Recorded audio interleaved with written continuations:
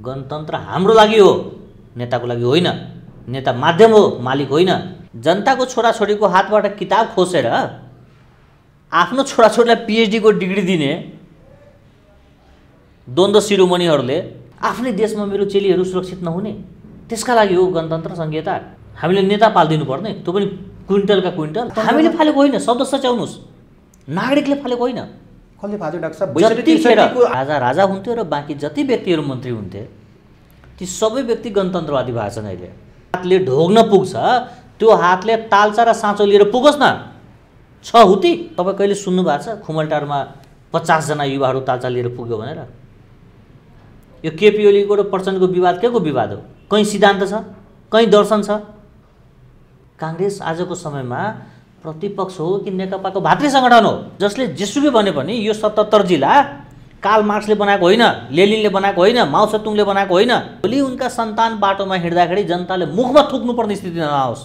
भोलि 2 करोडको गाडीमा चढेर 15 लाखको तलब खाने मान्छेले एउटा हातमा 15 रुपियाँको बिस्कुट र 3 लाखको बन्दुक दिनु नपरोस्। हिजोसम्म 2टा चप्पलको 2टा तुना 2 रङका लाउनेहरू हैन, अहिले 2टा गाडी लिएर हिँडे। लिडरको रूपमा हेर्छौँ, त्यो वास्तवमा डिलर हो। यदि यिनका कारणले राजावादी बोलियो भइराखेको छ भने गणतन्त्रका मुख्य शत्रुको हो। 70 मान्छेले यो सगरमाथा मेरो हो भनेर गर्व गर्न सक्ने वातावरण किन बनेन? सेना तयार छ? सेना 24 घण्टा तयार हुन्छ। यो बजारमा हल्ला हुन्छ नि, सेना हाई अलर्टमा छ, सेना तयार छ। सेना 24 घण्टा तयार हुन्छ। नेपाली सेनामा रहेका एक जवान नेपाली आमाको सन्तान हुन्। 21औं शताब्दीमा चप्पल नलाएर पुस्ता बित्नु पर्ने, फाटेको घुँडामा फाटेको सुरुवाल लाएर बाँध्नु पर्ने अवस्था छ।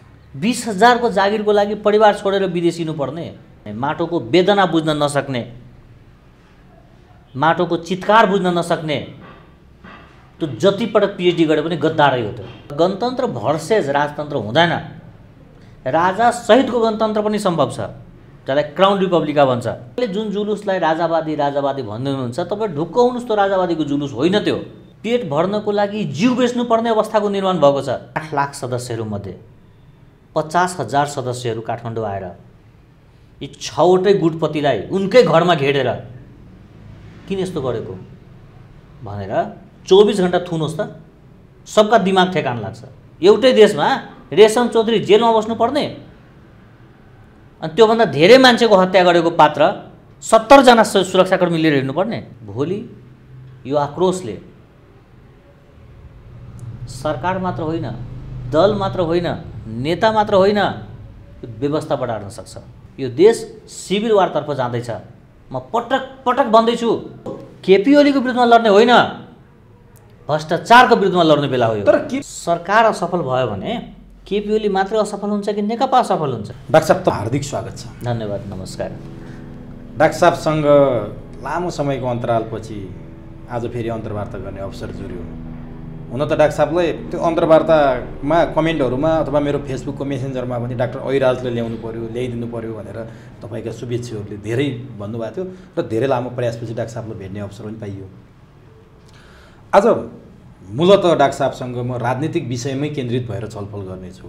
सबभन्दा पहिले आज जे भइरहेको छ, बिचमा जे भयो, त्योभन्दा अगाडि बिचको कुरा र आजको कुरा अथवा भोलि हुने सम्भाव्य दुर्घटनाको जुन कुराहरू हामी गरिरहेछौँ, यसको वातावरण र यो सुरुवात चाहिँ नेपाली राजनीतिमा कहाँबाट सुरुवात भयो, कसरी सुरुवात भयो र आजको यो दिन हामीले भोग्दैछौँ, देख्दैछौँ, मैले यहाँबाट सुरु गरेँ। डाक्टर साहब, पहिलो कुरा त राजनीतिको केन्द्र माटो र जनता भएन। पहिला पनि थिएन, अहिले पनि छैन।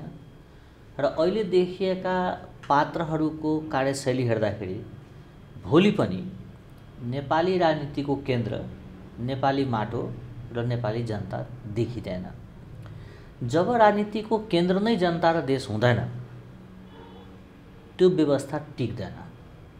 चाहे त्यो जुनसुकै नाममा होस्, राजतन्त्रको नाममा होस्, लोकतन्त्रको नाममा होस्, गणतन्त्रको नाममा होस्, जुनसुकै नाममा होस्, आधार भनेको देश र जनता हो। यदि राजनीतिक दलका आधार विदेशी शक्ति, राजनीतिक दलका आधार नेपालवाद नभएर अरूवादहरू, नेपाली नेताहरूको आधार देश नभएर जात गुट क्षेत्र वर्ग धर्म भइराखुन्जेल यो देशमा राजनीतिक स्थिरता हुँदैन।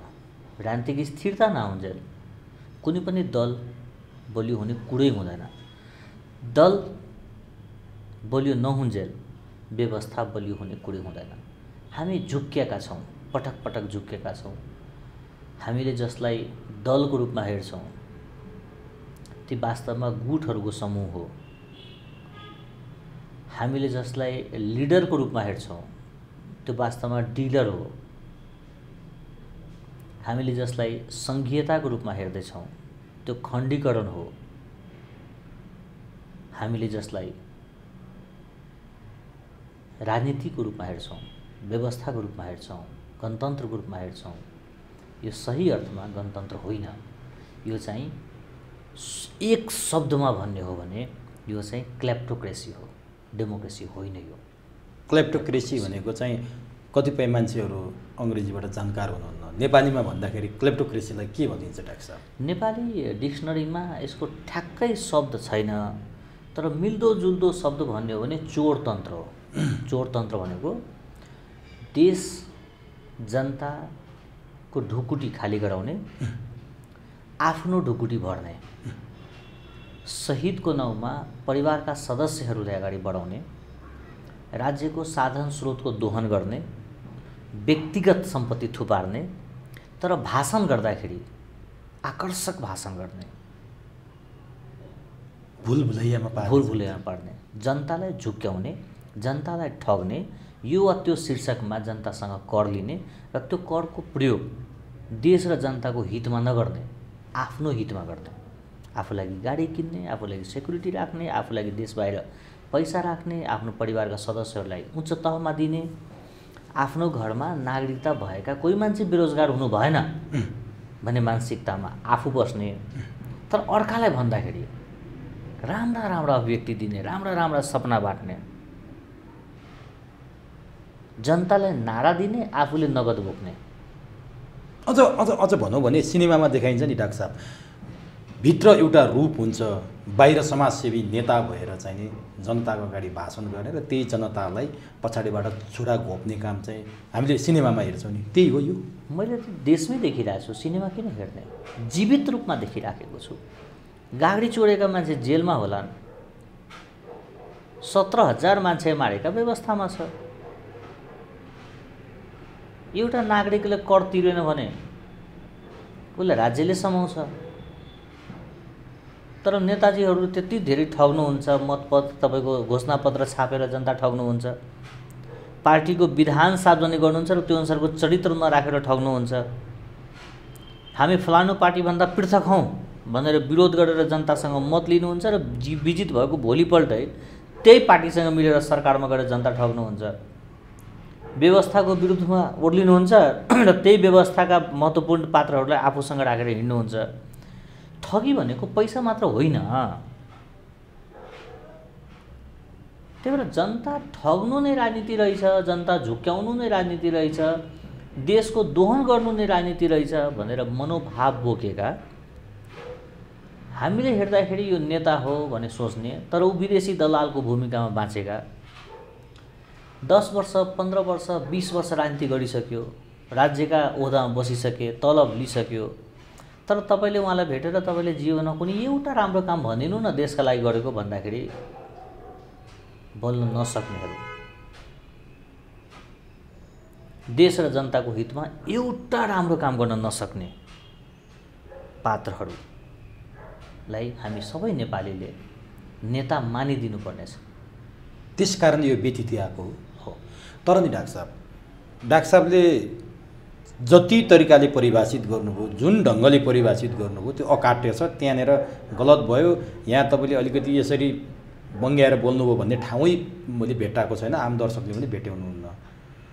तर राजनीतिक दलका नेता हामी कहाँ मात्रै हो कि हाम्रै छिमेकी मुलुकमा पनि त्यो देखिन्छ। यहीँ ताइवानमा अस्ति सुँगुरको मासु संसदमा फालेको पनि देखियो।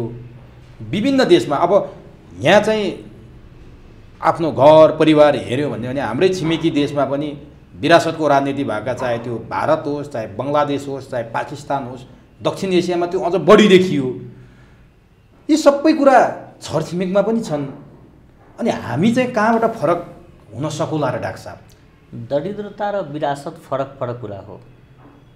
हामी गरिबीबाट धनी हुन खोजेका होइन, हामी समृद्धिबाट दरिद्रतामा छिरेको मान्छे हो। हाम्रो देश कुनै कालखण्डमा अन्न निर्यात गर्थ्यो, आज धनियाँको पातसम्म हामीले किन्नु परेको छ। कुनै कालखण्डमा हामीले कृषि औजार बेच्थ्यौँ, आज नङ काट्ने नेल कटर पनि हामीले किन्नु परेको छ। कुनै कालखण्डमा जतिखेर विश्वमा डेमोक्रेसीका कुरा पनि थिएन, न्यायका कुरा पनि थिएन, त्यतिखेर गोर्खामा न्यायका कुराहरू हुन्थ्यो। न्याय नपाए गोर्खा जानु भन्ने कुरा हुन्थ्यो। जतिखेर विश्वमा ब्याङ्किङ व्यवस्थाको सुरुवातै भएको थिएन, त्यतिखेर राजा जनकको पालामा गुठीका व्यवस्थाहरू थिए। जतिखेर महिला अधिकारका सुरुवातसम्म भएको थिएन, त्यतिखेर राजा जनकको मन्त्री परिषदमा विदुषी गार्गी हुनुहुन्थ्यो। हामी माथिबाट तल ओह्रालिएका हौँ। हामी नेपालीहरूको सौन्दर्यता, जात जातिका विषयमा, फरक संस्कृतिका विषयमा, जति पनि भाषाका देशका विषयमा हाम्रा जति आभूषणहरू थिए तिनलाई यी नेताले हतियार बनाइदियो। हाम्रा सुन्दरताहरूलाई नेताहरूले हतियारको रूपमा प्रयोग गरे। जस्तो नि डाक्टर साहबले सुन्दरतालाई हतियारको रूपमा प्रयोग गरे भन्नुभयो। हतियार प्रयोग गर्दा गर्दा त्यो सुन्दरता आज कुरूपतामा परिवर्तन भइसक्यो। अब यो सुन्दरता कुरूपतामा परिवर्तन हुनु, सुन्दरतालाई हतियारमा प्रयोग गर्नु, नेताहरू मात्रै आन्तरिक रूपमा नेताहरू मात्रै जिम्मेवार छन् कि अन्तर्राष्ट्रिय हस्तक्षेपले पनि यहाँ काम गरेका छ? किनभने पटक पटक राष्ट्रिय अन्तर्राष्ट्रिय हस्तक्षेपले नेपाल छेद विच्छेद भएको हो भनेर हामी सुन्छौँ। वास्तवमा के थियो डाक्टर साहब? आफ्नो घरको दुलो नटाल्ने,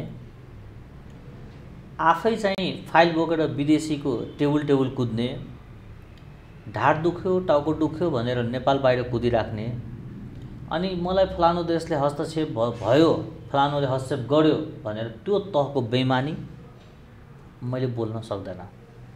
कुनै पनि विदेशीले कुनै पनि व्यक्तिलाई, कुनै पनि पार्टीलाई, कुनै पनि सङ्गठनलाई यत्तिकै आएर यस्तो गर उसो गर भन्दैन, जबसम्म हाम्रा नेता तिनका पाउँ पुजेको हुँदैन, जबसम्म हाम्रा नेता उनको तलब खाएको हुँदैन, जबसम्म हाम्रा अगुवा उनीसँग गुलामी गरेको हुँदैन, तबसम्म अडाउने खटाउने औकात विश्वका कुनै पनि देशले राख्दैन। भनेपछि हाम्रै नेताहरू चुक्दाखेरि बिक्दाखेरि आज यो अवस्था आएको हो डाक्टर साहब? सबैलाई थाहा छ यो कुरो। हामीले आफ्नो देशको बारेमा छलफल गर्न, आफ्नो भूमिको बारेमा छलफल गर्न, आफ्नो नागरिकको हक हितको बारेमा छलफल गर्न विदेशीको सल्लाह किन चाहियो? के का लागि चाहियो? घरमा पनि काहीँ केही समस्या भयो, मानौ यो घरमा समस्या भयो भने छरछिमेक त खोज्छ नि त यो घरले, सबै कुरा यहाँबाट समाधान त नहोला नि डाक्टर साहब।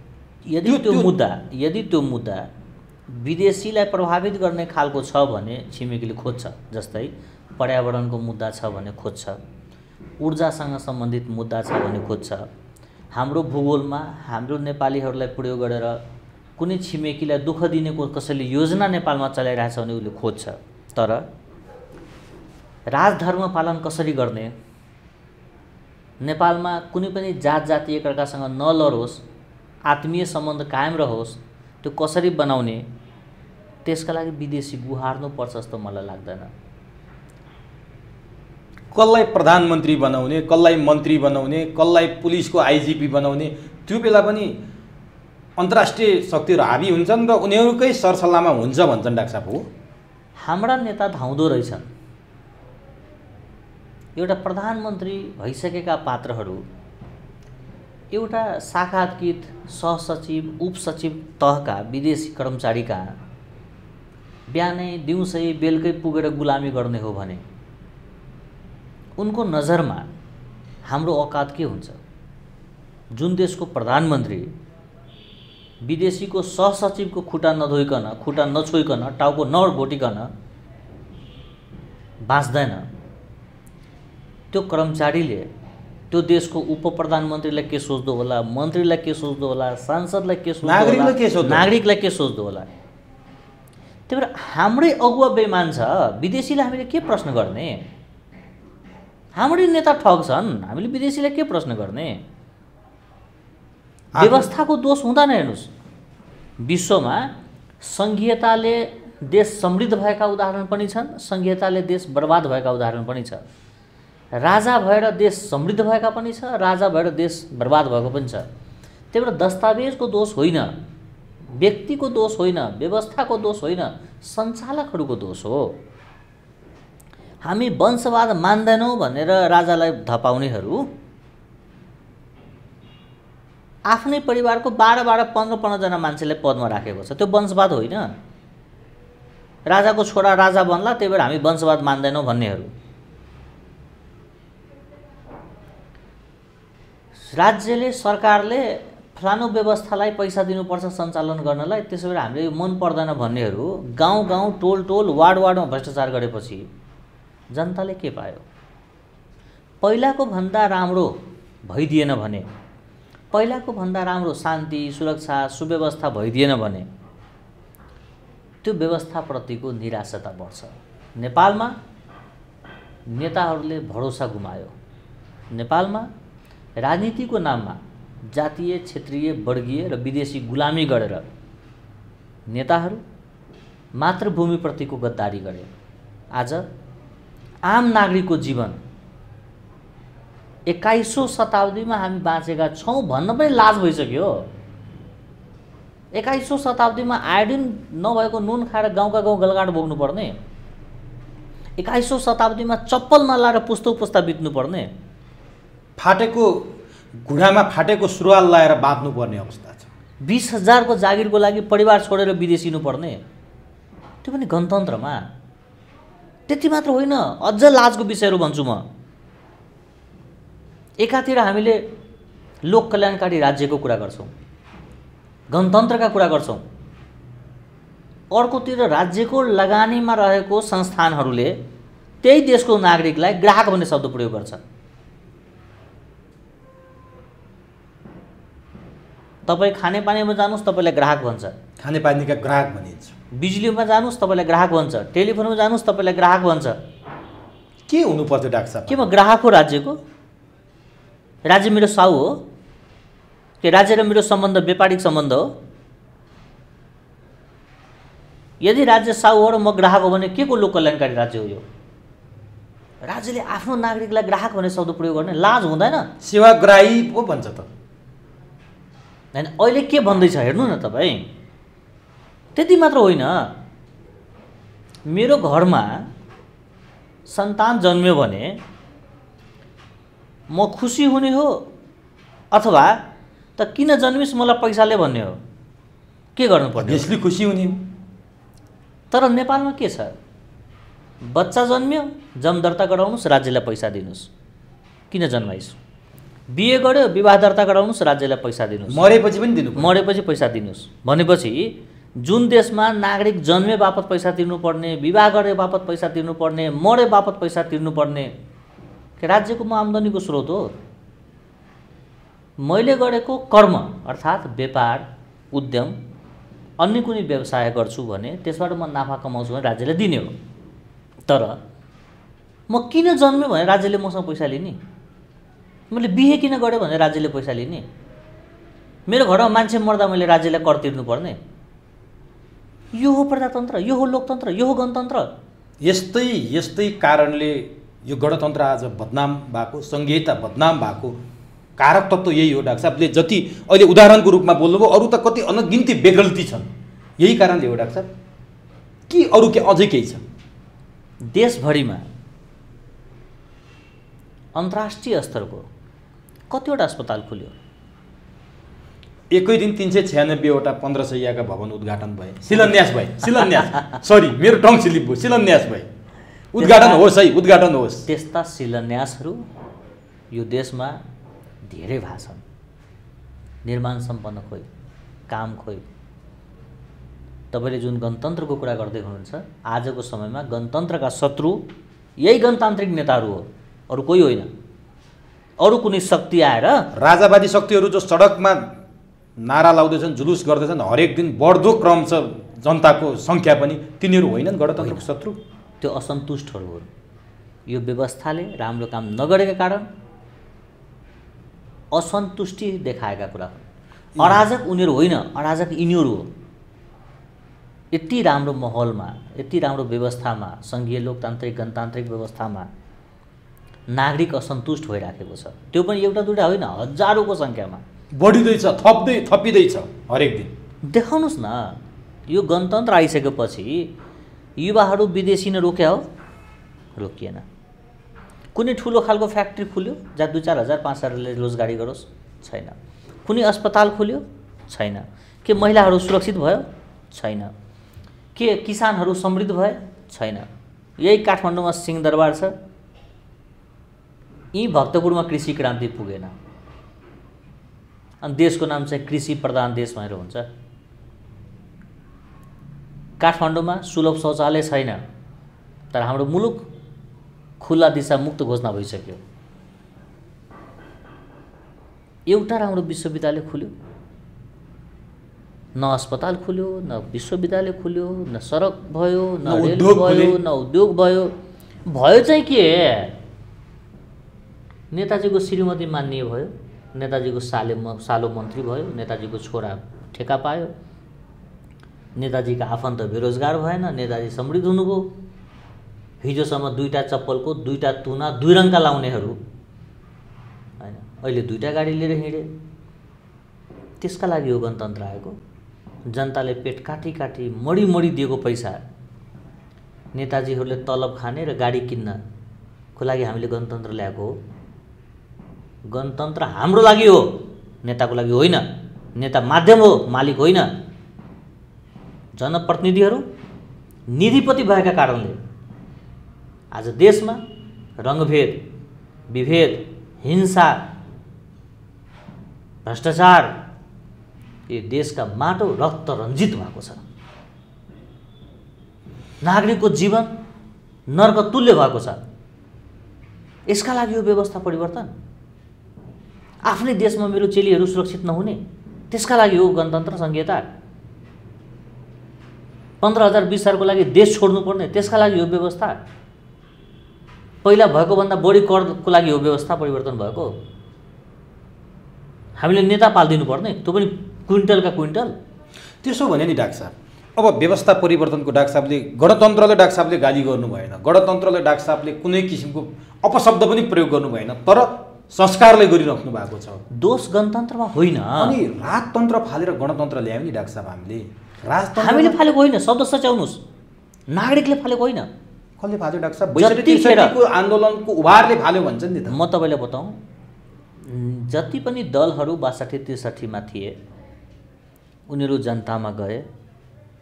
जनतामा उनले जुन घोषणापत्र सार्वजनिक गरे, के त्यो घोषणापत्रमा यो कुरा थियो कि तपाईँ हामीले जिताउनुहोस् हामी राजा फाल्छौँ? कहीँ पनि थिएन। त्यो घोषणापत्रमा थियो तपाईँ हामीले जिताउनुहोस् हामी हिन्दू धर्म फाल्छौँ? थिएन। त्यो घोषणापत्रमा थियो कि हामी संहिता लागू गर्छौँ? संहिता समावेशी केही पनि थिएन। निरङ्कुश राजतन्त्रको अन्त्य भनेर नारा लागेको थियो। राजतन्त्र र राज संस्था बिचको फरक थाहा छैन? अनि जनतालाई एक थरीको कागज देखाउने र विजित भएपछि अर्को थरीको व्यवहार गर्ने, यो ठगी होइन? जनतालाई सोधेर फालेको हो, जनताले सोधेर हिन्दू राष्ट्र हटाएको हो, जनताले सोधेर संहिता ल्याएको हो। त्यसो भयो नि डाक्टर साहब, यो त ठगी हो। यो ठगी त भयो, तर कहाँबाट आयो? मैले अघि नै भने कि जसलाई तपाईँ नेता मान्नुहुन्छ, जसलाई तपाईँ लिडर भन्नुहुन्छ, त्यो डिलरहरू हो। मैले यो कार्यक्रमको सुरुवातमै भने कि जनता र देश यिनका आधार होइन रहेछ। त्यही भएर यो देशमा जुनसुकै तन्त्र आए पनि न कर्मचारी सन्तुष्ट छ, न न्यायकर्मी सन्तुष्ट छ, न सञ्चारकर्मी सन्तुष्ट छ, न नागरिक सन्तुष्ट छ। नेताहरू त सन्तुष्ट छन् नि त। त्यही भएर गणतन्त्र चाहिन्छ। गणतन्त्र नेताका लागि मात्रै भयो। नेपालमा गणतन्त्र भनेको by the leader, for the leader, to the leader भयो। By the people, for the people, कहीँ टु द पिपुल भएन। न नागरिक छ न देश छ। वा समग्रमा भन्नुहुन्छ भने हामी आम नेपालीहरूको भूमि, भावना र भविष्य तीनटै कुरा असुरक्षित छ। असुरक्षित छ कोबाट? हाम्रै नेता भनाउँदाहरूबाट। आज पहाडीलाई हेरेर मधेसी तर्सिनु पर्ने, हिन्दूलाई हेरेर क्रिश्चियन तर्सिनु पर्ने, दलितलाई हेरेर गैर दलित तर्सिनु पर्ने, त्यो वातावरण कसले बनायो? एउटै देशका नागरिक, एउटै आमाको सन्तान, तर एक चित अर्को डराउनु पर्ने। हामी किन डराइराखेको छौँ? किन मधेसका मान्छेहरू पहाडमा असुरक्षित महसुस गर्छ? किन पहाडका मान्छेहरू मधेसमा असुरक्षित महसुस गर्छ? यो राजनीति हो। त्यो किसिमको हामीलाई स्कुलिङ गराइयो। मधेस भनेको पहाडका लागि डरलाग्दो ठाउँ हो, पहाड भनेको मधेसका लागि डरलाग्दो हो। तपाईँले भने जस्तो दलित गैर दलितका लागि, गैर दलित दलितका लागि डरलाग्दो हो भनेर त्यो किसिमको हामीमा अमिट छाप बसाल्ने काम नेताहरूले नै गरे हो। एउटै सगरमाथा अञ्चलमा जहाँ माथि सोलुखुम्बु छ र तल सप्तरी छ, सप्तरीको मान्छेले यो सगरमाथा मेरो हो भनेर गर्व गर्न सक्ने वातावरण किन बनेन?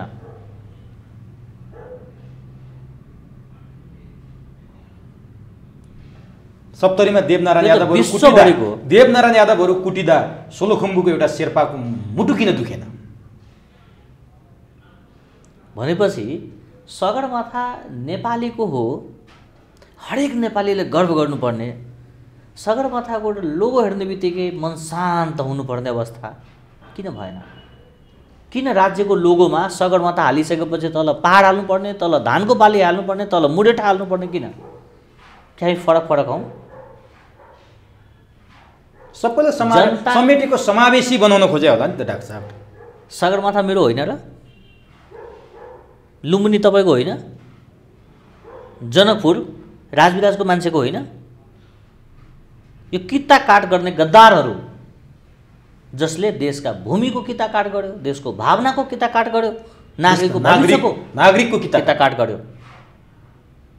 हामी कहाँ जाँदैछौँ? हामी कोसँग लड्दैछौँ? यो बाटो कहाँ पुग्दैछ? युद्धमा यो सबै समस्या गणतन्त्रले निम्त्याएको, यी नेताले मात्रै निम्त्याएको हो कि योभन्दा अगाडि पनि यो समस्याको थुप्रो थियो डाक्टर साहब? के थियो? यदि थुप्रो थियो भने पनि त्यसको समाधान किन भएन? काङ्ग्रेस गलत थियो भनेर 40 बुँदे दस्तावेज बनाएर जङ्गलतिर लागेकाहरू आफै प्रधानमन्त्री भइराख्दा त्यो 40वटा बुँदामा कतिवटा बुँदा घटायो? जवाब दिनु पर्दैन?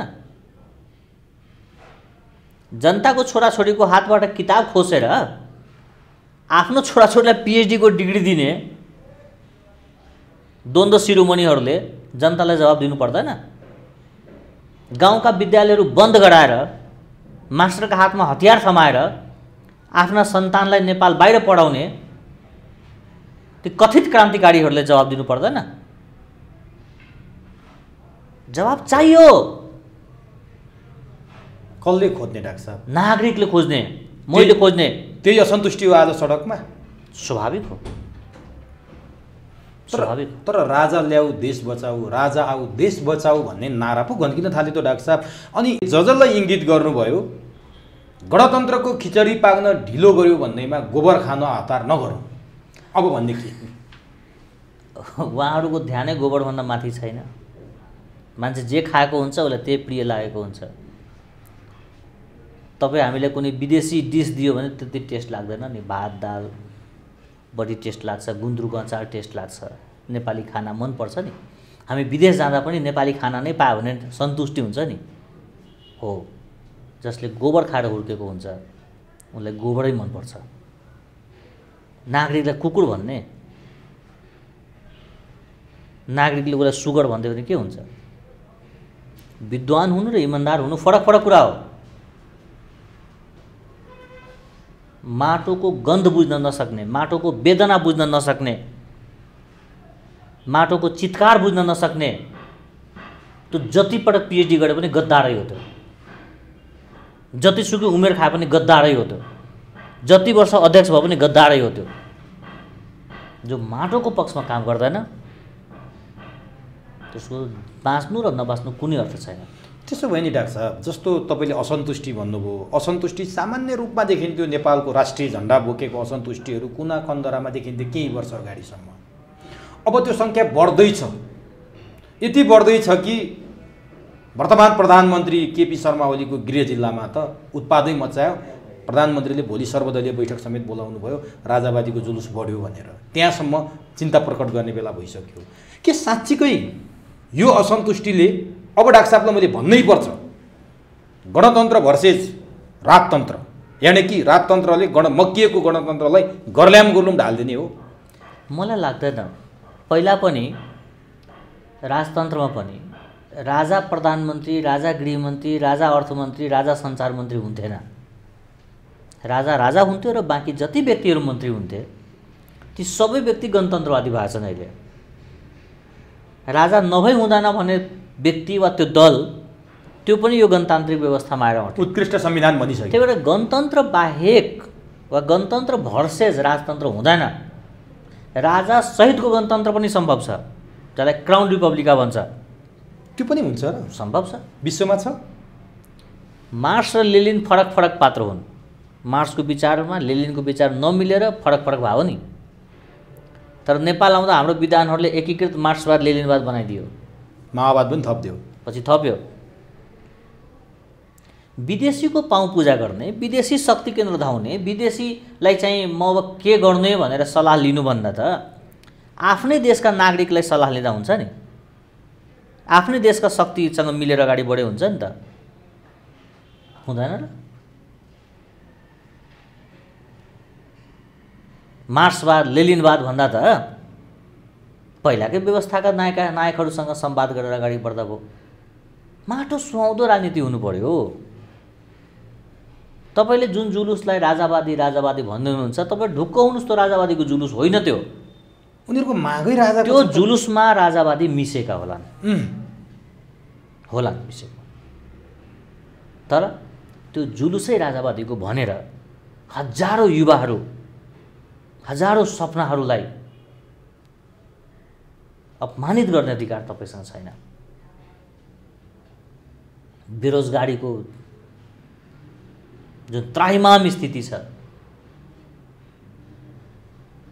पेट भर्नको लागि जिउ बेच्नुपर्ने अवस्थाको निर्माण भएको छ। हाम्रा चेलीहरू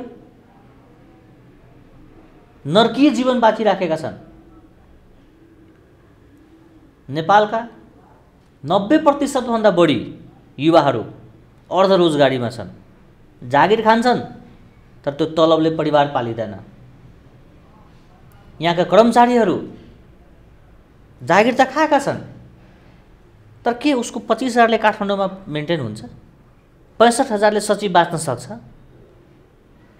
जहाँ लगानी गर्नुपर्ने हो त्यहाँ लगानी भएन। राज्यले कि रोजगार दिनु पर्यो कि बेरोजगारी भत्ता दिनु पर्यो? राज्यले पिउनको तलब 50,000बाट सुरु गरेर सचिवको तलब 5 लाख दिनु पर्यो। मेरा देशका सचिवहरू, मेरा देशका कर्मचारीहरू सेभिङ स्यालेरीमा बस्नु पर्यो। उनको काँधमा छ यो सबै कुराहरू मिलाउने।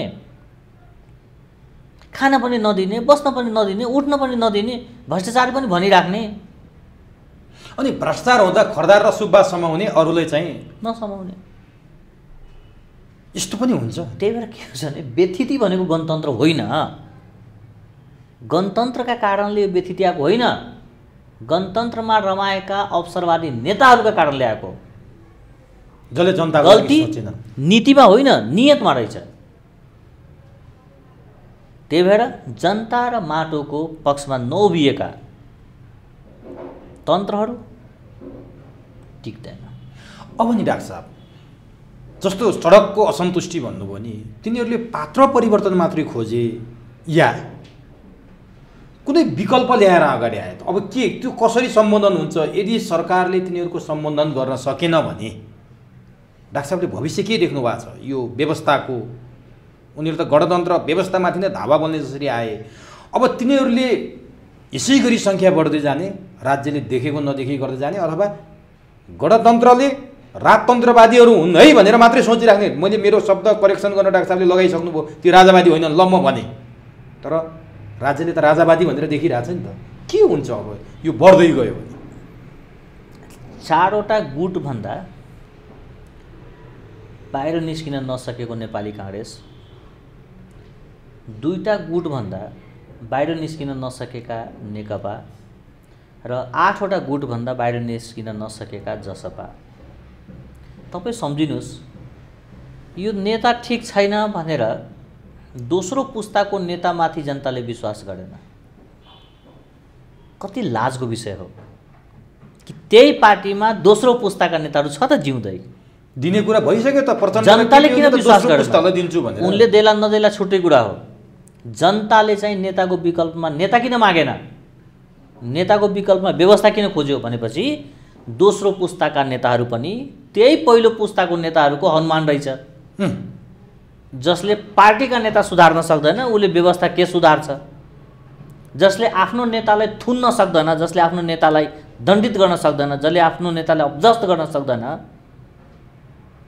त्यस्ता हनुमानेहरूको पछि लागेर हामी कहाँ जाने भनेर त्यो तहको अविश्वास भएर न हो कि नेताको विरुद्धमा व्यवस्था खोजेको।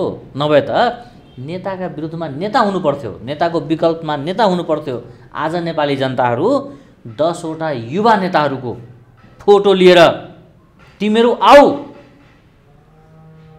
व्यवस्था आफ्नो हातमा ल्याऊ भन्ने नारा हुनु पर्थ्यो। आज जुन नाराको तपाईँ चर्चा गर्दै हुनुहुन्छ त्यो भनेको गणतन्त्रको मात्र असफलता होइन, यी टाउके नेताको मात्र असफलता होइन, राजनीतिमा लागेका एक कार्यकर्ताको साझा सफलता हो। जति पनि तपाईँले जुलुसको कुरा गर्नुभयो, तपाईँलाई सम्झना छ कि नेपालमा कहीँ पनि एउटा जुलुस निस्केको होस् जहाँ यो देशका 10वटा युवा नेताको फोटो राखेर ल तिमीहरू आऊ हामी तिमीहरू साथमा छौँ भनेर भनेको होस्?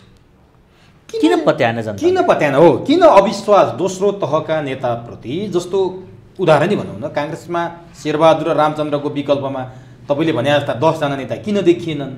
नेकपामा ओली प्रचण्डको विकल्पमा अरू 10जना किन देखिएनन्? जसपाका किन देखिएनन्? किन दोस्रो नेतृत्वप्रति यति धेरै अविश्वास नागरिकमा? किनभने नागरिकले हेर्दैछ कि दोस्रो तहका नेताहरू पहिलो तहको नेतालाई सिद्धान्तभन्दा फरक जाने बित्तिकै कठालो समात्न सक्ने औकात राख्दैन। दोस्रो तहको नेताले आज उदाहरणको कुरा गरौँ न, नेकपा केन्द्रीय कार्यालयमा नेकपाकै पार्टीको 8 लाख सदस्यहरूमध्ये 50,000 सदस्यहरू काठमाडौँ आएर यी 6वटै गुटपतिलाई उनकै घरमा घेरेर किन यस्तो गरेको भनेर 24 घण्टा थुनोस् त, सबका दिमाग ठेकान लाग्छ। गर्यो। काङ्ग्रेसका गुटपतिहरूको विरुद्धमा काङ्ग्रेसकै युवाहरू, काङ्ग्रेसकै सदस्यहरू, काङ्ग्रेसकै पार्टी कार्यालयमा, काङ्ग्रेसकै नेताको घरमा जुन हातले ढोग्न पुग्छ त्यो हातले तालचा र साँचो लिएर पुगोस् न, छहुती गर्न सक्छ, औकात राख्छ। यिनले राख्ने औकात भनेको नवीकरण गर्ने सदस्यताको र नेताको गुलामी गर्ने बाहेक कुनै औकात राख्दैन। अनि यस्ता युवाको पछाडि लागेर देश कहाँ पुग्छ? यी युवा नेताको काँध देश थाम्ने हैसियतको छैन डाक्टर साहब? धेरै झुकेको रहेछ देश र जनताप्रति होइन, नेताको खुट्टाप्रति। युवाहरूसँग आश गर्नुपर्ने ठाउँ छ। काङ्ग्रेसका युवाले काङ्ग्रेसका नेताले गरेका गलत कुराको विषयमा कहिले बोलेको सुन्नु भएको छ? नेकपाको युवाले नेकपाको नेताले गरेको भ्रष्टाचारका विषयमा कहिले सुन्नु भएको छ? गुटको प्रशंसामा लागे, गुटमा रमाए। यो देशमा आजको समयमा चरम रङभेदी सरकार काम गर्दैछ। नस्लभेदमा आधारित निर्णयहरू भइराखेको छ। एउटै मुद्दामा जेपी गुप्ता थुनिनु पर्ने र गोविन्द जोशीको फाइल हराउनु पर्ने। फाइल हराउने कर्मचारीले सजाय हुनु पर्दैन? एउटै देशमा रेशम चौधरी जेलमा बस्नुपर्ने अनि त्योभन्दा धेरै मान्छेको हत्या गरेको पात्र 70 जना सुरक्षाकर्मी लिएर हिँड्नुपर्ने? एउटै देशमा सञ्जय शाह जेलमा हुनुपर्ने, त्योभन्दा 10औं गुणा बढी अपराध गरेका मान्छेहरू मेलमिलापमा जानुपर्ने। देश एउटै हो, कानुन एउटै हो भने व्यवहार एउटै हुनु पर्दैन। यो नस्लवाद, यो रङ्गभेदको जवाब दिनु पर्दैन युवाहरूले। म यो भने पत्रकारहरूले हिसाब दिनु पर्दैन। बाँच्नु, राम्रो लुगा लाउनु मात्रै जीवन हो, मर्नु पर्दैन। त्यसो भयो नि डाक्टर साहब, जस्तो पहिलो पुस्ता असफल भयो, अब दोस्रो पुस्ता भनेर भनिन्छ नि। दोस्रो पुस्ताका केही नामहरू पनि आन्दोलनका ताका अग्रपङ्क्तिमा देखिएका थिए, अहिले कहाँ छन्, कुन कुनामा छन्, कसैलाई थाहा छैन। के पहिलो पुस्ताभन्दा पनि कमजोर साबित हुने हो दोस्रो पुस्ता? अब जनताको विश्वासै देखिएन त। म त सबै आन्दोलनलाई नजिकबाट हेर्दैछु। अहिलेको समयमा त जुनसुकै पार्टीका दोस्रो पुस्ताका नेताहरू एकै ठाउँमा आउनु पर्थ्यो, संहिता जोगाउन, गणतन्त्र जोगाउन। अहिले गोलमेज सम्मेलन हुनु पर्थ्यो सबै पार्टीको 10 जना 15 जना 20 जना युवा नेताहरूको। उनीहरूले घेर्नु पर्थ्यो टाउकै नेताहरूको घरमा गएर। तपाईँ कहिले सुन्नु भएको छ खुमलटारमा 50 जना युवाहरू तालचा लिएर पुग्यो भनेर? यो केपी ओलीको र प्रचण्डको विवाद के को विवाद हो? कहीँ सिद्धान्त छ, कहीँ दर्शन छ, कहीँ देश छ, कहीँ जनता छ? के को विवाद? त्यो पार्टीका कार्यकर्ताले जवाब दिनु पर्दैन? काङ्ग्रेसको महाधिवेशन, त्यसपछिका नियुक्ति, त्यहाँ भएका भ्रष्टाचार, त्यहाँ भएको व्यथिति, त्यसको विषयमा नेपाली काङ्ग्रेसकै दोस्रो तेस्रो चौथो पुस्ताका नेताहरूले, कार्यकर्ताहरूले जवाब दिनु पर्दैन? काङ्ग्रेस आजको समयमा प्रतिपक्ष हो कि नेकपाको भातृ सङ्गठन हो? जनताले सोध्दैन? काङ्ग्रेस हरायो भनेर सामाजिक सञ्जालमा सूचना आउन थाले डाक्टर साहब। भनेपछि सबै मिलेर ठग्ने हो भने जनताले सबैको हिसाब माग्छ। अब हिसाब माग्ने कुरा गर्दाखेरि नि डाक्टर साहब, कसरी माग्ने त? कसरी आउने त? यिनीहरू त लेयर बाई लेयर बसेका छन्। अब सडकमा जुलुस गरेर हुने हो अथवा चुनावबाट यिनलाई हराउने हो, के छ त? हिसाब किताब कसरी चुक्ता गर्छन् त जनताले? अब मलाई लाग्छ आक्रोश यो तहमा छ अहिले। गरिबी, व्यथिति, व्यक्तिगत पीडा, राज्यले गरेका दोहन, राज्यप्रतिको अविश्वास र नेताहरूमाथिको भरोसा यसरी टुटेको छ कि जुलुसमा देखिएका पात्रभन्दा नदेखिएका पात्रहरू 100 गुणा बढी छ। भोलि यो आक्रोशले सरकार मात्र होइन, दल मात्र होइन, नेता मात्र होइन, व्यवस्था बढार्न सक्छ। यदि यो चुनौतीलाई सबै मिलेर जनताको पक्षमा निकास दिन सकेन भने जनताले गरेका आन्दोलन कसैलाई मन्त्री बनाउन, प्रधानमन्त्री बनाउन, कसैको छोरीलाई मेयर बनाउन, कसैको नातिलाई पिए बनाउनलाई होइन। जनताले जनताका लागि सुखद समय आओस् भनेर गरे हो। तर त्यो त देखिएन। मलाई त कहिलेकाहीँ लाग्छ कि यदि यो देखिएका पात्रहरू 6-7 हजार वर्षभन्दा पहिला मर्यो भने त्यो अन्याय हुन्छ कि जस्तो लाग्छ मलाई। किन डाक्टर साहब? यसरी पैसा कमाउने, यसरी अपराध गर्ने, यसरी मातृभूमिको दोहन गर्ने, आफ्नै देशमा व्यथिति ल्याउने, पैसा पैसा पैसा पैसा, पावर पावर पावर पावर, आफन्त आफ्ना नातावाद, कृपावाद। बढीमा 70 वर्षको जीवन होला, 50 वर्ष त पुगिसक्यो होला। के का लागि हो? भोलि उनका सन्तान बाटोमा हिँड्दाखेरि जनताले मुखमा थुक्नुपर्ने स्थिति नआओस्, जनताको भिडले उनका सन्तानलाई लखेट्नुपर्ने स्थिति नआओस्, उनको सन्तानलाई मेरो बाउ फलानु थियो भनेर लाजले शिर निहुराएर हिँड्नुपर्ने स्थिति नआओस्, त्यसका लागि सोच्नु पर्दैन? त्यसो भने डाक्टर साहब, सडकमा व्यवस्था विरोधी जुलुस लागिसक्यो होइन? एकछिन डाक्टर साहब, अन्तर्यमा अरू कुरा होला, असन्तुष्टि होला डाक्टर साहबले भने, तर बाहिर त्यसरी आए, सञ्चार माध्यममा त्यसरी आए, राजाको सिरपेज लगाएको फोटो राखेर त्यहाँ मान्छेहरू जुलुस गर्न थालिसकेपछि त सोध्न पर्ने त्यही छ नि त डाक्टर साहब। होइन, कार्ल मार्क्सको फोटो राख्ने, लेनिनको फोटो राख्ने, विदेशमा जन्मेका नेताको फोटो राख्ने चाहिँ ठिक, आफ्नै देशका योभन्दा पहिला जसले जोडिदिएको भूमिमा हामी बसेको छौँ, जसको लगानी छ यो देशमा, उनको फोटो राख्दा चाहिँ हामीले त्यति धेरै चिन्तन गर्नुपर्ने किन? जसले जेसुकै भने पनि यो 77 जिल्ला कार्ल मार्क्सले बनाएको होइन, लेनिनले बनाएको होइन, माओ सेतुङले बनाएको होइन, यो पृथ्वीनारायण शाहकै अभियानले आएको हो।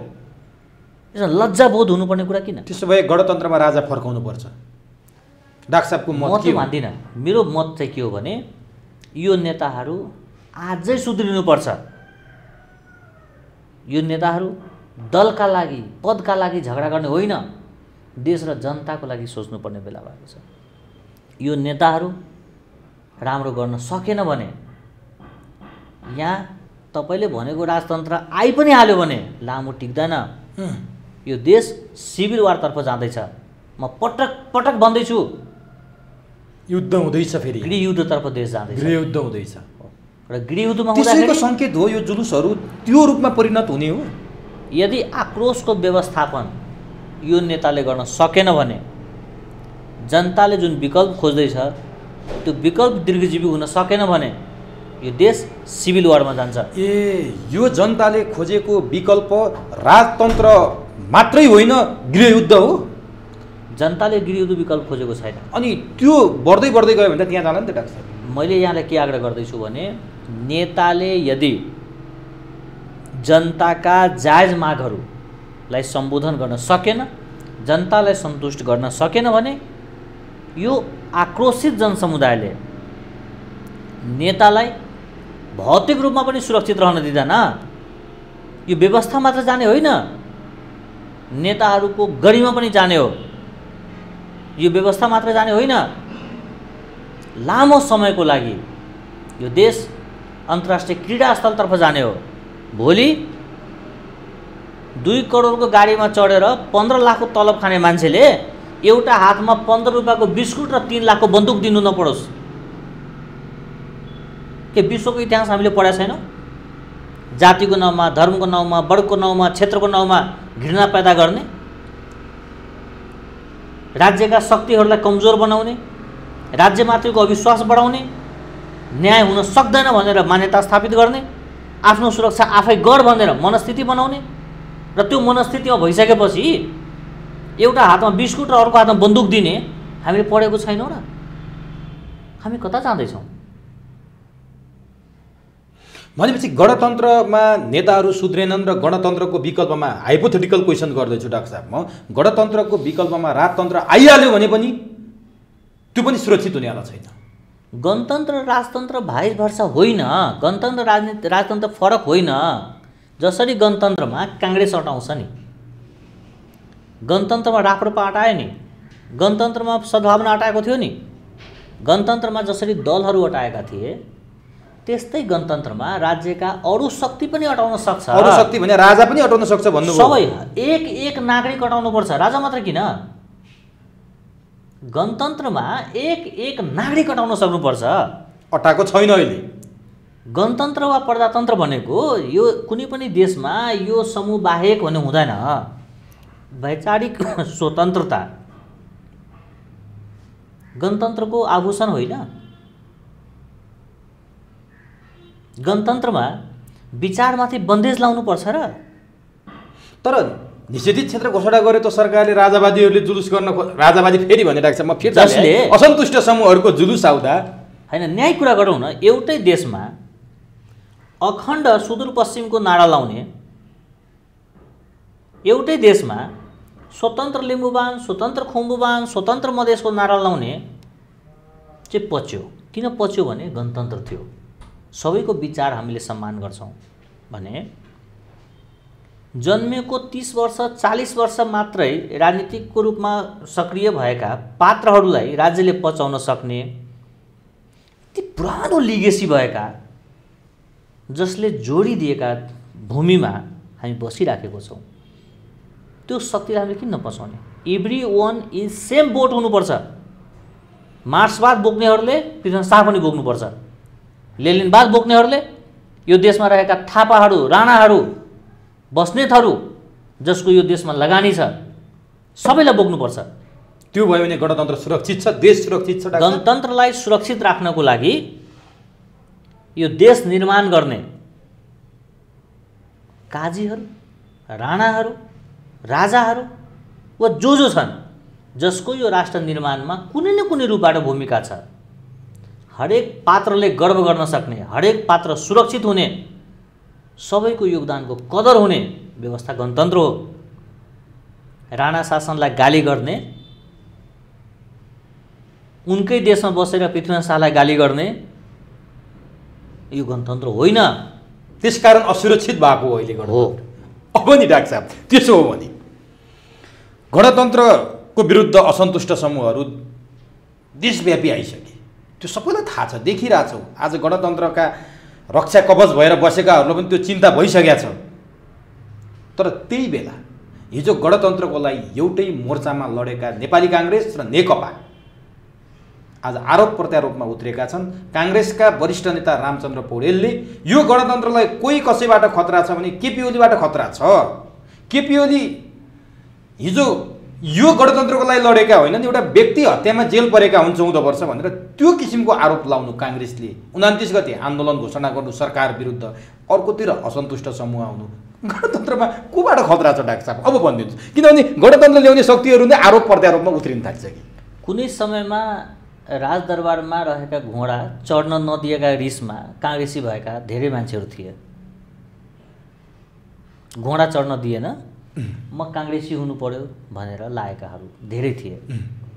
सानो सानो कुराहरू, 2 बित्ताको पुल उद्घाटन गर्न दिएन भनेर, त्यो पनि निषेधित समयमा एउटा पौडेल थरको एउटा नेपाली काङ्ग्रेसको नेताले यो तहको लास नलाउनु भन्दाखेरि हामीले त्यस्ता मान्छेलाई कति वर्षदेखि किन नेता मानेको होला? त्यो पुल उनले बनाएको हो र? निषेधित क्षेत्र जनताको लागि मात्र हुन्छ र काङ्ग्रेसको लागि हुँदैन? नेताकै संविधानमा माथि हो र? सिडिओको आदेश नेता बाहेकको लागि लागू हुने हो र? जनताको लागि नेता पनि जनतै हो। म संविधानभन्दा माथि छु भनेर दम्ब दिने, अनि पुल उद्घाटन गर्न दिएन भनेर कुण्ठामा अभिव्यक्ति दिने, कति हल्का मान्छे रहेछ त पौडेल भन्ने मान्छे। म त चिन्दैन। तर मलाई के लाग्छ भने शौचालय उद्घाटन गर्न दिएन, पुल उद्घाटन गर्न दिएन, हैन, बाटो उद्घाटन गर्न दिएन, त्यो पनि त्यस्ता कुराहरू जो आफूले बनाएको छैन। फेरि यति सानो सानो कुण्ठा बोकेर यो नेपाली काङ्ग्रेस कता जाँदैछ? यो पानीको लडो बोकेर हिँडेका कता हो? नेतै भएन। गणतन्त्र राजाले गर्दा असुरक्षित हुने होइन, राजा सहितको गणतन्त्रले देश र जनता सुरक्षित हुने हो। केपी ओलीलाई विस्थापित गरेर गणतन्त्र जोगिने होइन। केपी ओलीलाई निरन्तरता दिएर हरेक सांसद आफ्नो आफ्नो क्षेत्रमा गएर यो देशमा रहेका व्यथिति, असन्तुष्टि, भ्रष्टाचारहरूको विरुद्धमा लडेर गणतन्त्र जोगिने हो। केपी ओलीबाट गणतन्त्र खतरामा छैन। त्यसो भए केपी ओलीको विरुद्धमा लड्ने होइन, भ्रष्टाचारका विरुद्धमा लड्ने हो। गणतन्त्रको लागि जोगाउन व्यथितिका विरुद्धमा लड्ने हो। खगेन्द्र सङ्ग्रौलाले यो राजावादीहरू, यो असन्तुष्टहरूको आन्दोलन केपी ओलीकै उक्साहटमा भएको, केपी ओली नै यो गणतन्त्र मास्न तयार छन् भनेर त्यो तहका खगेन्द्र सङ्ग्रौलाले बोले। अब उहाँले किन बोल्नुभयो त्यो कुरा उहाँले नि जान्नु होइन। के मान्छेले लालछना लाउन थाले भने हिजो 62-63 आन्दोलनका ताका केपी ओलीले बालकोटमा बसेर नेपालमा गणतन्त्र आउनु र बैलगाडा चढेर अमेरिका जानु उस्तै हो भनेका कुरालाई सापटी लिएर मान्छेहरूले अब गणतन्त्र कोही कसैबाट खतरा छ भने केपी ओलीबाट मात्रै हो भनेर एक थरी सल्लो लाउन थाले। डाक्टर साहब पनि यो के रहेछ भनेर चिर्न मात्रै खोजेँ मैले। के थाहा उहाँ नै राजावादी हो कि? हामीलाई थाहा छैन। केपी ओली तपाईँले भनेको अर्को नाम खगेन्द्र सङ्ग्रौला, उहाँले नि यो द्वन्द्वमा ऊर्जा राखेर यो द्वन्द्वमा घिउ राखेर कुनै खालको आन्दोलनको चाहना बोक्नु भएको छ कि मलाई थाहा छैन। तर मलाई के थाहा छ भने कोरोनाको यो विषम परिस्थितिमा गरिबी, व्यथिति, भ्रष्टाचारका विरुद्धमा लड्नुपर्ने बेला हो। यो सरकारका विरुद्धमा लड्नु बेला होइन। यो एकदम राइट। यो केपी ओलीको विरुद्धमा लड्ने होइन।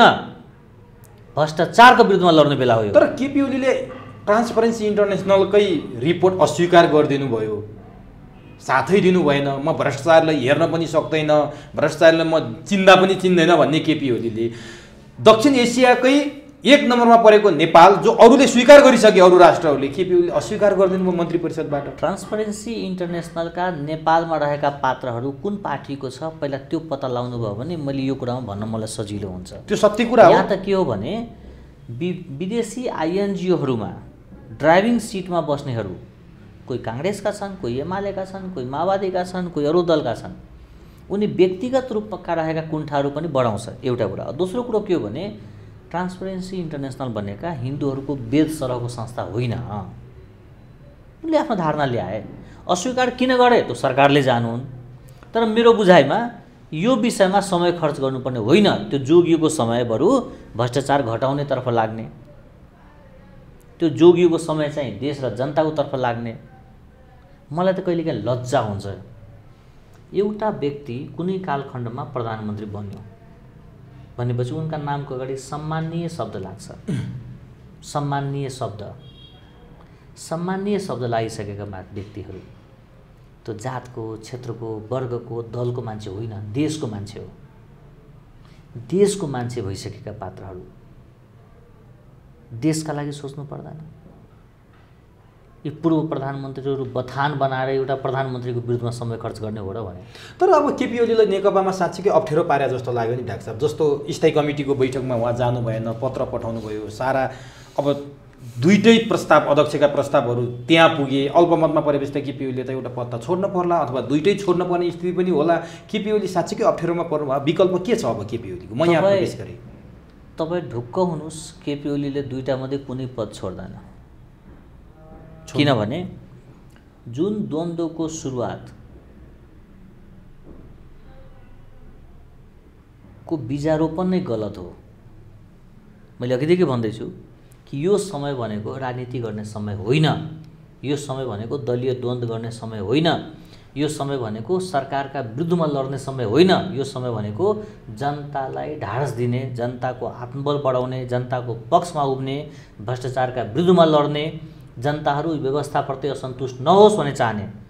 सरकार असफल भयो भने केपी ओली मात्रै असफल हुन्छ कि नेकपा असफल हुन्छ? व्यवस्था गयो भने केपी ओली मात्रै जान्छ कि प्रचण्ड पनि जान्छ, झलनाथ पनि जान्छ, वामदेव पनि जान्छ, काङ्ग्रेस पनि जान्छ? जाँदैन। अनि गणतन्त्र स्थापना भएदेखिका जति पनि सरकार बनेको छन्, जति पनि मन्त्री बनेका छन्, जति पनि सचिव बनेका छन्, जति पनि राजदूत भएका छन्, जति पनि राज्यबाट अन्य लाभका पदमा बसेका छन्, गणतन्त्रको असफलताको सेयर उहाँहरूको टाउकोमा जान्छ कि जाँदैन? सबैमा जान्छ। तर यो तपाईँले भनेको कुरा के नबुझ्या होला नि त? ती 5 पाण्डवहरू केपी ओलीको विरुद्धमा लागेका छन्। अब त स्थायी कमिटीमै पुगिसक्यो, केपी ओली बैठकमै जानु भएन, पार्टीले भोलि कमिटीगत निर्णय गर्यो भने त तपाईँले भने दुर्घटना त देखिने भयो नि त डाक्टर साहब। मलाई लाग्दैन, किनभने केपी ओली एमालेको तर्फबाट विजित संसदीय दलको नेता हो।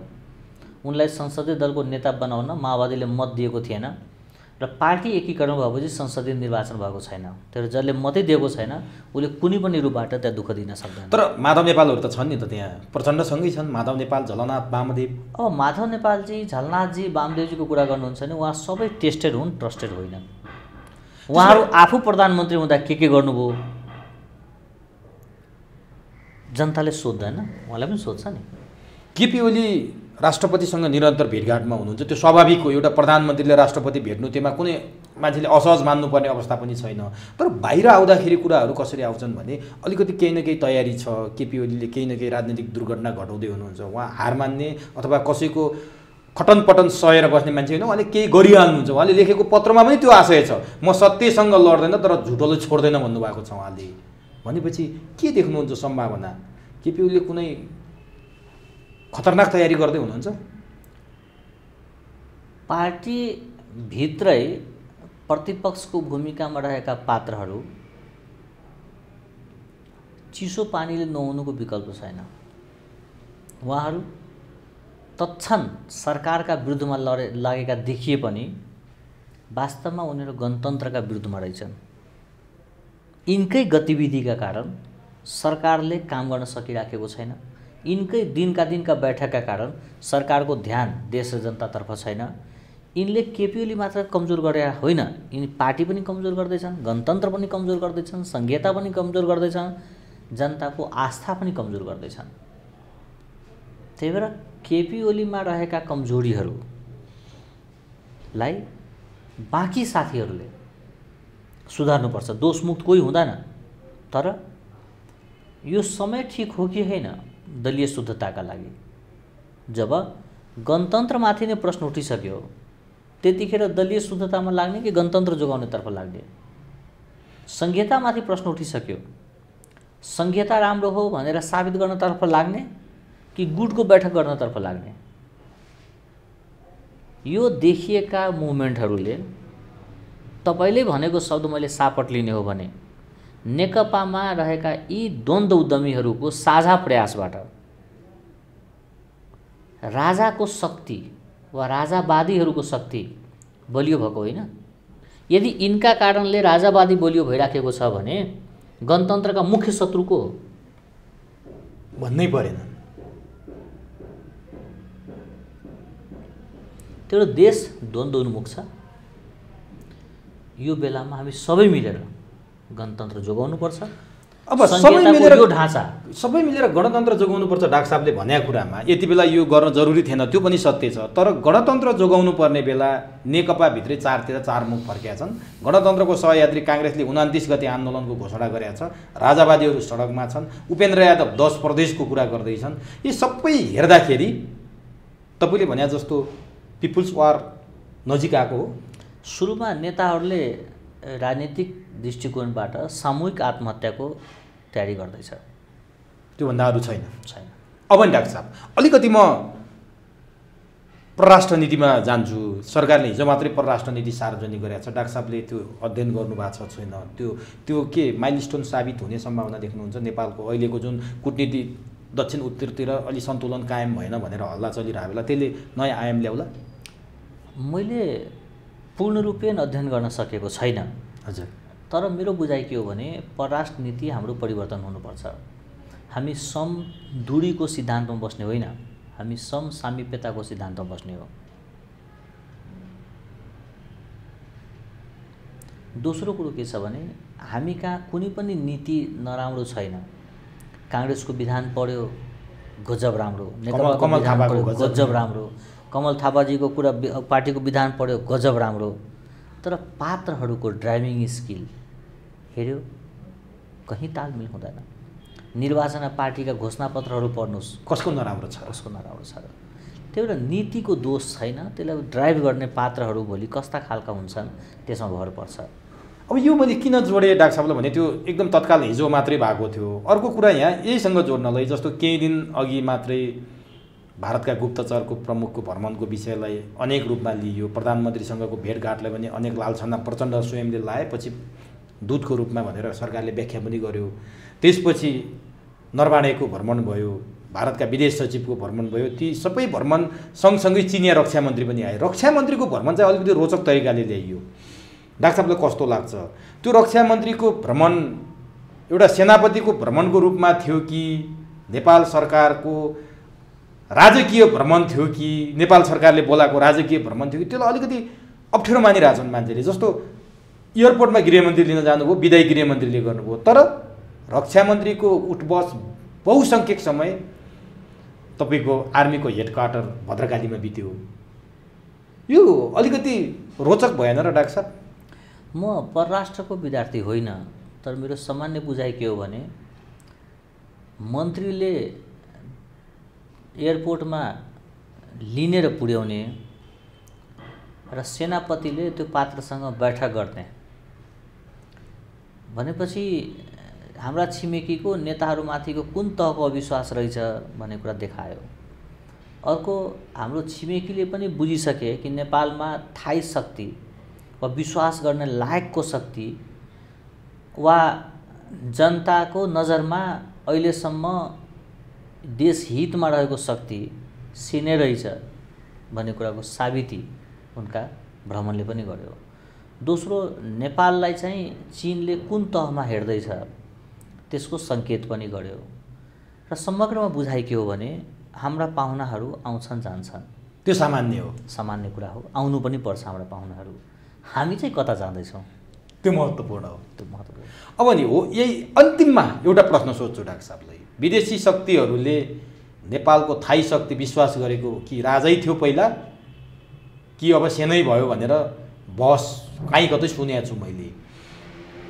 अब सडकको यो असन्तुष्टि, सत्तारूढ दलभित्रको त्यो झगडा, प्रमुख प्रतिपक्षको किङ कर्तव्य विमुड, यी सबै कुराको योगफल निकालेर नेपालमा सेनाले नै सत्ता लिँदैछ है, त्यो लिनुपर्छ भनेर जनताको आवाजबाट पनि आवाज उठ्यो। यस्ता कुराहरू पनि काहीँ कतै मनगणन्ते हुन् या सत्य हुन्, त्यो सम्भावना कति छ डाक्टर साहब, यति भनिदिनुहोस्।